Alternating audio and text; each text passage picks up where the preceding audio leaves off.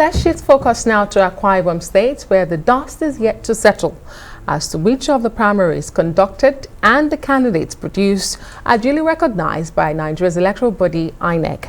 Already, the National Secretary of the ruling All Progressives Party, Iyola Omisore, has written a petition against the resident electoral commissioner in the state, Mike Igini.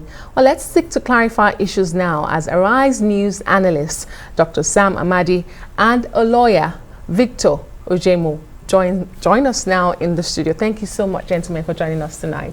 Thank you. I think everybody's looking at Akwa Ibom. A lot has happened, in recent days. But let's begin with this. You're both lawyers, and it's good to let's clarify from that angle first.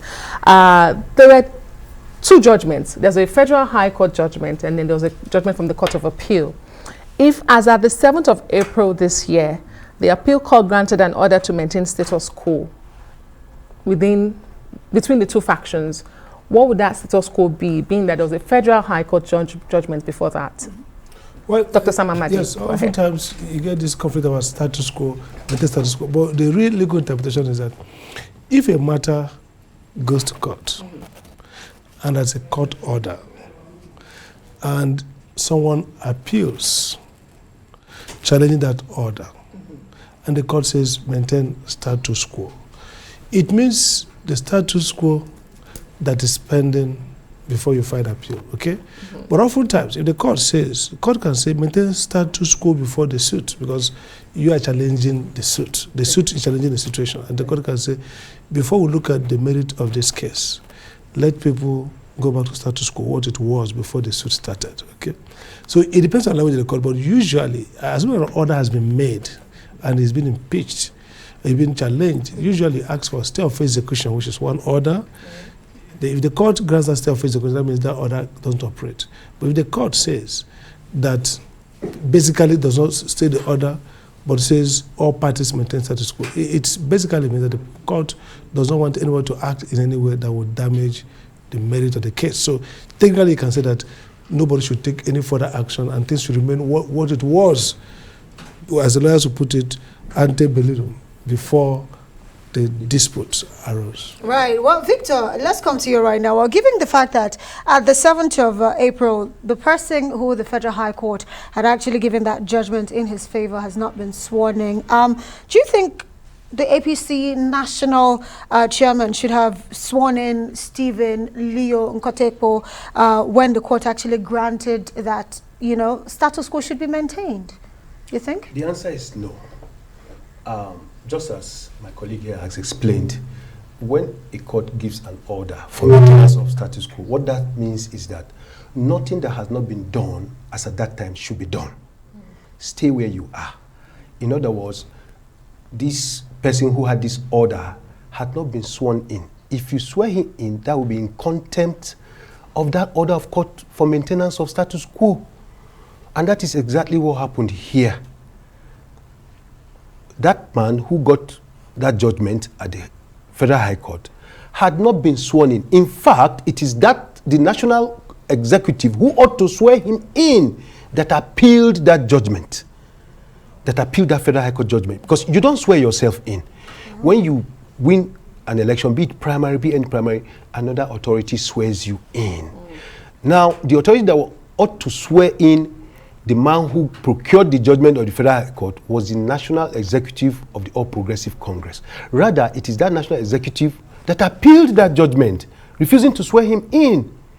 In other words, they were not happy with the judgment, their own judgment, because they conducted their primaries. It's an inter-party affair. Absolutely. They conducted their own primaries. Somebody else won the primaries.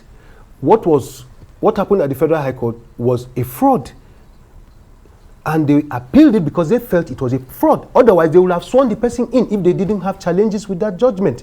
But because they were not happy with the judgment, they appealed it and got that order for for maintenance of status quo. So swearing in any person afterwards, while that order for maintenance of status quo was still pending, is contempt of court, nothing short of that. Right. And just to create a background for our viewers and those who don't understand the origin of this, there were two factions. There was the Stephen Leo Nkotepo, and of course there was the Augustine Ekanem-led ESCO. So the Augustine Akanem-led ESCO is what INEC in Akwa Ibom has been dealing with. And the Stephen Ekpo was the one who got the appeal, Court of Appeal, the Federal High Court judgment, yes. And of course was sworn in by the APC in the state. But INEC was dealing with the Augustine faction. So it looks like political parties don't learn from the past, because we've seen this play out in several states. But I want to bring you in, Dr. Sam Amadi. In this instance, INEC again has been dealing with one faction that they recognize, where they legally right. INEC, and I mean Mike Igini, who's the resident electoral commissioner in the state, was he legally right to be dealing with that faction? I mean, it seems like he's torn between the deep blue sea and the devil here. The two factions. Yeah, I think, you see, the general practice is, look, if there are conflicting decisions, and in this case, not really conflicting, this is a judgment two factions are claiming. A decision has come down from the High Court, which is now being challenged. Before that decision came in, INEC had already recognized the other faction, call it other faction. Other faction, okay. Good. So this new faction that procured this new judgment, and then the ESCO had challenged it in court. So INEC is right to continue to deal with the faction it has been dealing with, because nothing has vacated that legality until the Court of Appeal sorts out whether the High Court decision is right or wrong. INEC can't just then switch to the other faction and the judgment, because that judgment is what is now technically being stated. When Court of Appeal says maintain status quo, they're saying don't take any further action to implement anything. And so INEC could be right. What existed before now was a certainty that INEC, in its own decision making, recognized that this is the right person. Now that the legal authority has set in, INEC can continue awaiting court appeals sorting out of the situation. And that's really the right thing to do. Otherwise, so assuming INEC flips to the other fashion, where is legal status? Because once someone has appealed and the matter is before the Court of Appeal, either they stay execution or they stay maintain status quo, which basically sometimes stay execution will operate to maintain the status quo pending when the INEC, the Court of Appeal. So what they're telling in the sense that this order being challenged should not be operationalized while we consider the merit of the challenge against this order.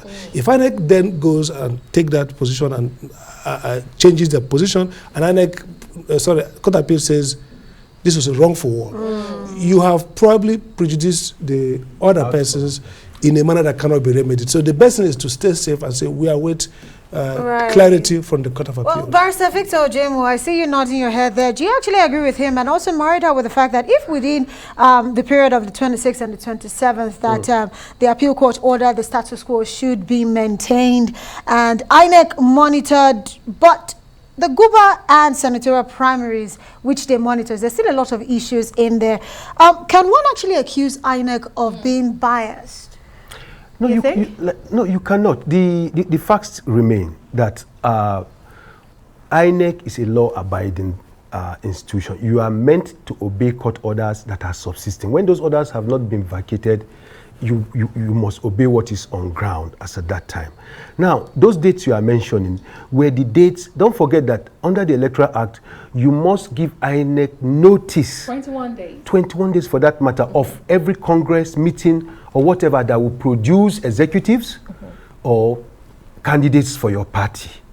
So, and the law is clear. If you don't do that, whatever you do is invalid.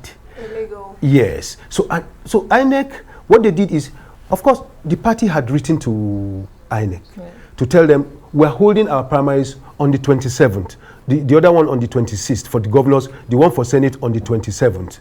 Now, what is the relative role of the party? At the national level, they set up the Electoral Committee, which actually conducts the election.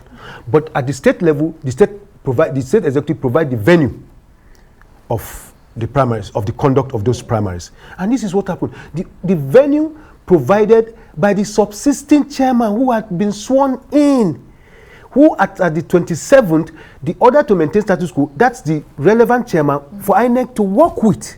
And that's the person they worked with.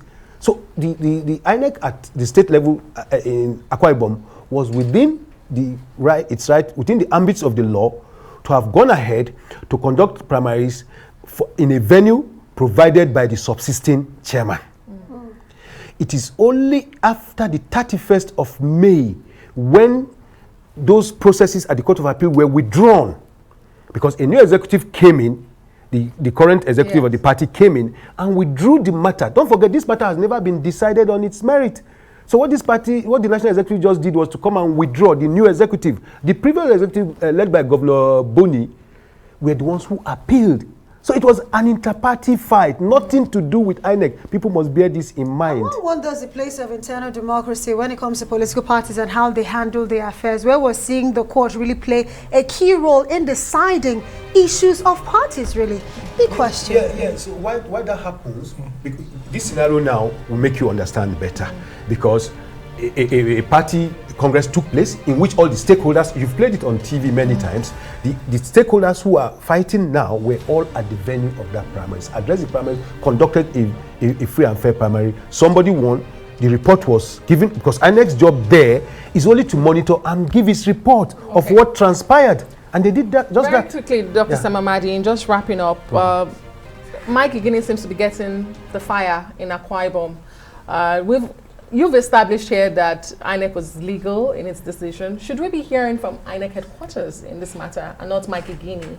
Very quickly. Yeah, I think first the national should take up this matter, because essentially Igini is a field officer working for the national, and he has seemingly done everything according to the law. Again, I saw a report around petitions from the secretary of the APC against the secretary of government. That's overreaching. There's no basis to write to the secretary of government, because secretary of government has no supervisory role over INEC. In fact, that letter creates the impression that INEC is now an appendage of the federal government in an election in which federal government itself is a partisan.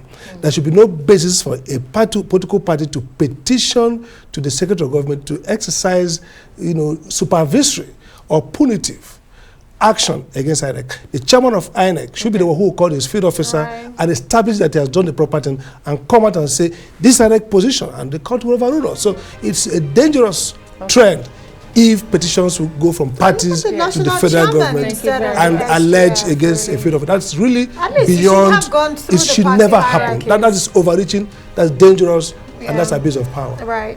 Thank you so much, Dr. Sam Amadi, Arise News analyst and lawyer. Barrister Victor. Right, Victor. Thank you so much for joining us on News Today. For being here. I do appreciate your time.